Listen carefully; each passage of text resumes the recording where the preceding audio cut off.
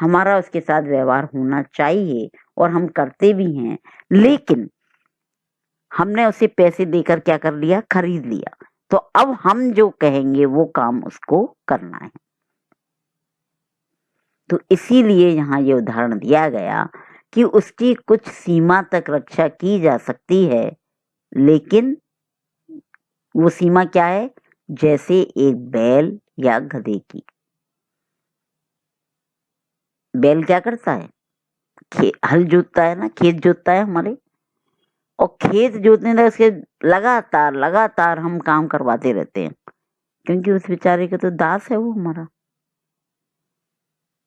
लेकिन उसकी हम जो रक्षा करते हैं एक सीमा तक, कहीं हम उसे इतना नहीं निचोड़ लें कि वो अपना दम ही तोड़ दे। बस उसकी तरह एक गधे को देखो, ले जाते हैं, लादे जाते हैं, लादे जाते हैं, लादे हैं, और ज्यादा लाद दिया तो क्या होगा, गिर पड़ेगा। तो बस इतनी ही रक्षा करते हैं कि वो गिर ना पड़े, जितना बोझा उसे लादा है वो उसे उठा के ले जा सके। दूसरा है, प्रत्येक दास का एक स्वामी होता है और वह एक निजी संपत्ति होती है। स्पष्ट है ना कि वो क्या है, प्रत्येक दास का एक कौन होता है, मालिक, स्वामी होता है, और वह एक निजी संपत्ति होती है। फिर दास्ता में क्या बताया, सामाजिक रूप से तिरस्कृत और स्वतंत्र व्यक्ति की तुलना में निम्नतर स्थिति होती है। दास की स्थिति कैसे होती है, बिल्कुल निम्नतर। नेक्स्ट, उसका आधार सदैव आर्थिक रहा है, श्रम के विचार में सदैव संबद्ध होता है। मतलब इसका जो आधार है सदैव क्या है, अर्थ है, धन है, और श्रम के विचार में सदैव संबद्ध होता है। मतलब हम श्रम करते हैं तो हमें पैसा मिलता है, उस पैसे से अपन जीवन यापन करते हैं, इसलिए इसका जो वो है कार्य वो बहुत ही दास्ता जो है, यथार्थवाद जिसे हम कह रहे हैं, वो इस तरह से होता है। फिनले ने एक मनुष्य कानून तथा जनमत की दृष्टि से अन्य समस्त पक्षों के संदर्भ में दूसरे व्यक्ति की संपत्ति है।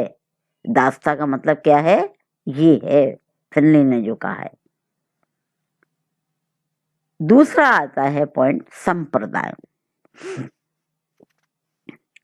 यह एक राजनीतिक अवधारणा भी है और एक सामाजिक स्थिति का प्रतीक शब्द भी है। राजनीतिक क्षेत्र में विशिष्ट अधिकारों से युक्त समूह को जागीरदारी कहा जाता है। इसका आधार जन्म और संपत्ति था। यह एक प्रतिबंधित स्तरीकरण का रूप था। उनकी वैधानिक परिभाषा थी और प्रत्येक संपदा की एक परिस्थिति होती थी। संप्रदाय विस्तृत श्रम विभाजन के प्रतिनिधि थी, मतलब सभी के लिए कार्य करना है। सामंतवादी संप्रदाय राजनीतिक समूह थी। तो इस तरह से संप्रदाय हुआ करती थी जो एक अपने स्टेटस के अनुसार एक दूसरे के लिए काम करते थे। तीसरा आता है जाति, कास्ट। किसी जाति की सदस्यता आनुवंशिक होती है। यह आनुवंशिक सदस्यता संपूर्ण जीवन लिए स्थायी होती है। संपूर्ण व्यवहार का निर्णय सजातीय होता है। इसमें दूसरे समूह में संपर्कों की स्थापना को स्पर्श, सहयोग, भोजन, निवास आदि के प्रतिबंधों द्वारा सीमित कर दिया जाता है। जातिगत सदस्यता की चेतना को जातीय नामों से धारण करने से और भी बल मिलता है। जाति एक सामान्य परंपरागत व्यवसाय से एकता में बंधी रहती है। किसी भी स्थान पर विभिन्न जातियों को सापेक्षिक प्रतिष्ठापूर्ण रूप से स्थापित है तथा इसका ईर्ष्या से संपन्न होता है। तो जाति क्या हो गई, जन्म से हमें प्राप्त हो गई, तो हम किस जाति में जन्म लिया है उसी आधार पर हमको समाज में स्थान प्राप्त होता है। इसमें जो हमारे सामाजिक बंधन होते हैं वो किस आधार पर होते हैं कि एक जाति अपने विवाह संबंध, अपनी कल्चर, अपने क्रिया, अपने प्रक्रिया, अपने कार्यक्रम, ये सब अपनी ही जाति के अंदर करिए, दूसरी जाति में।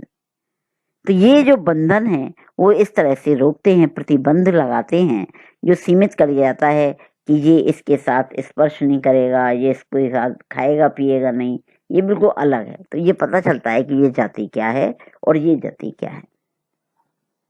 नेक्स्ट आता है वर्ग।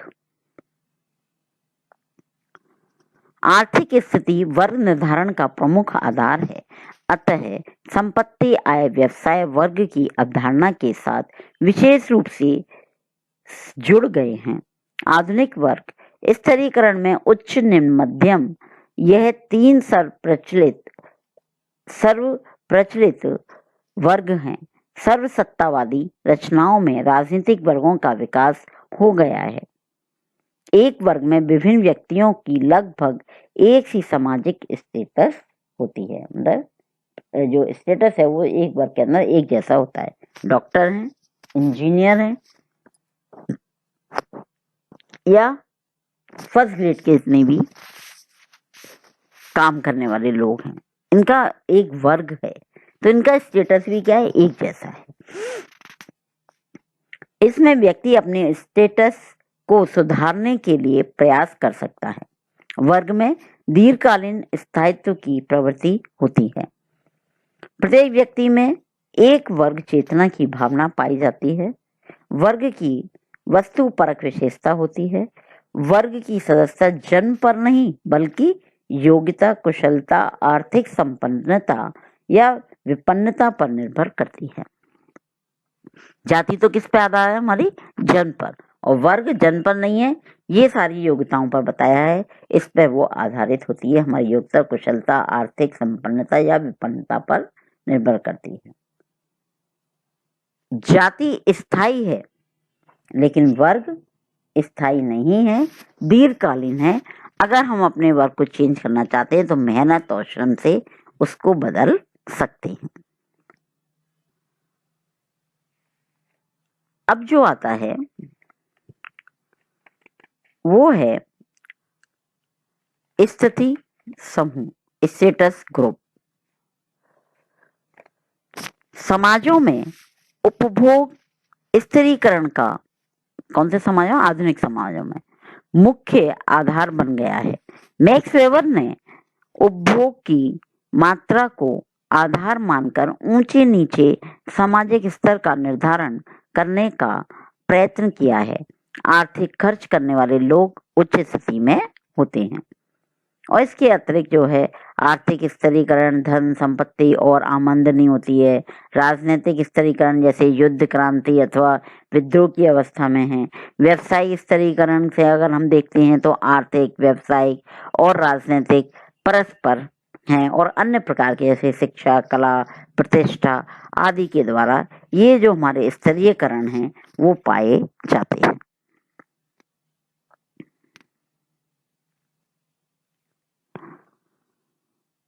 तो इस स्तरीयकरण की हमें आवश्यकता ही क्यों हुई?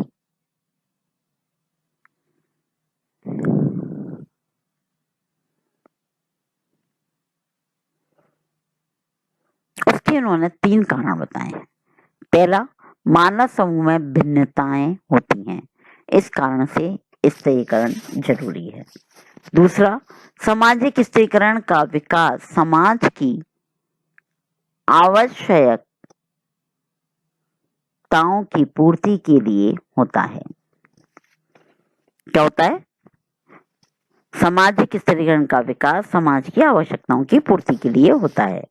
तीसरा, सामाजिक स्तरीकरण और विभेदीकरण की भावना व्यक्तियों में परस्पर संघर्ष की भावना को कम करता है, इसलिए ये क्या है, स्तरीकरण की बात पाई जाती है। और हम स्तरीकरण को